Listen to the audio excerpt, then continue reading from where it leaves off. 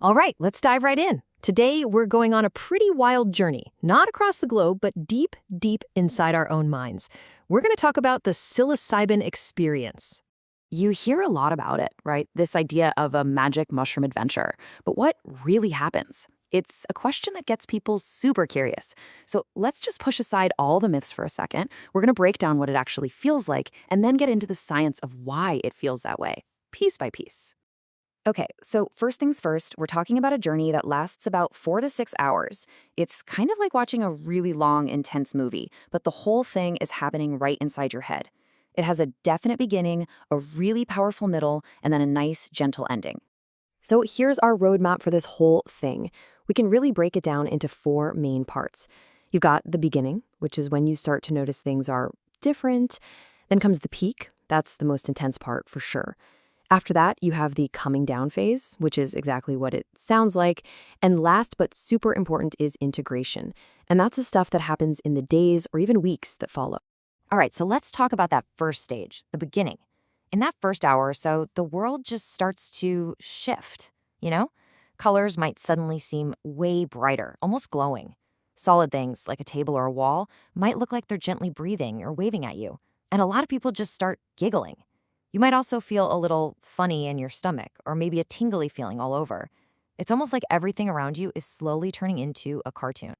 Yeah, the wildest dream while you're awake, that's a pretty perfect way to put it, especially as we move into the next phase. Because you're going from those first wavy visuals into something, well, something much, much deeper.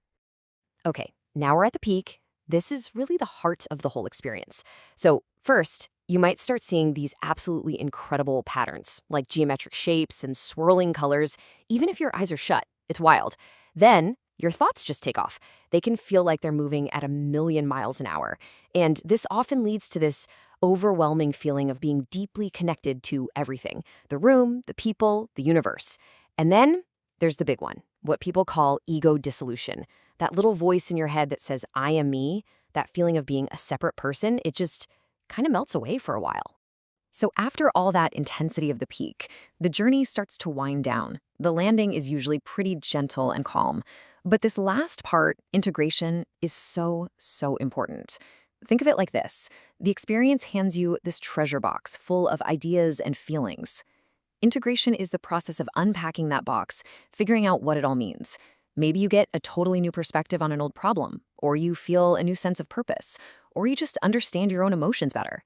It's all about making sense of the journey you just took. Okay, so that's what the journey feels like, right? We've walked through it.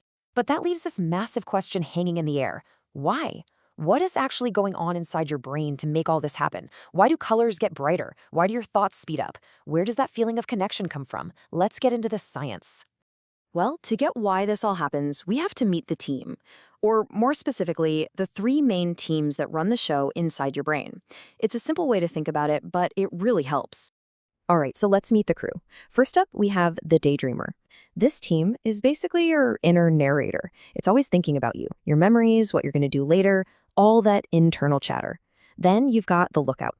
Its job is to scan everything around you and yell, hey, pay attention to this, whenever something important happens. And finally, there's the boss.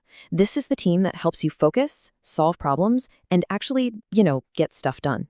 So on a normal day, these three teams pretty much stick to their own departments. They work in separate rooms, if you will. And there's a good reason for this. This separation, or segregation, as scientists call it, makes your brain super efficient. It keeps tasks from getting all jumbled up, which lets you go about your day without getting confused. Okay, so think about it like this. On the one hand, you've got your normal brain. The teams are in their separate rooms, everything's orderly, work is getting done, but then you have the brain on psilocybin. And what happens? It's like someone comes along and throws open all the doors between all the offices. Suddenly, everyone can mix and chat and collaborate in ways they never, ever do. So what happens when you have this company-wide open-door policy in your brain? Well, this is where it all clicks into place. Remember that ego dissolution we talked about? That happens because the daydreamer team, the one that's all about me, is suddenly talking to everyone else, and its usual monologue gets quieted down. And those thoughts moving at lightning speed? That's just information flying between all the teams without the usual barriers. This newfound flexibility could also be why tough feelings or scary thoughts can pass by more easily, kind of like clouds. The brain just isn't getting stuck in its old, worn-out pathways. And this state actually has a name. Scientists call it brain flexibility. It's pretty much exactly what it sounds like, a temporary state where all those different teams in your brain can just talk to each other way more freely than they normally would. So really, if there's one big takeaway here, it's this. Psilocybin creates a temporary state of brain flexibility. All of it, the crazy visuals, the profound emotions, that feeling of being connected to everything, it all seems to come from this one fundamental change in how the brain's parts talk to each other. It's not just random noise. It's like a different kind of organization, just for a little while. And that just leaves us with this huge, fascinating question to chew on. I mean, what could we learn from a brain that can literally temporarily change its own map?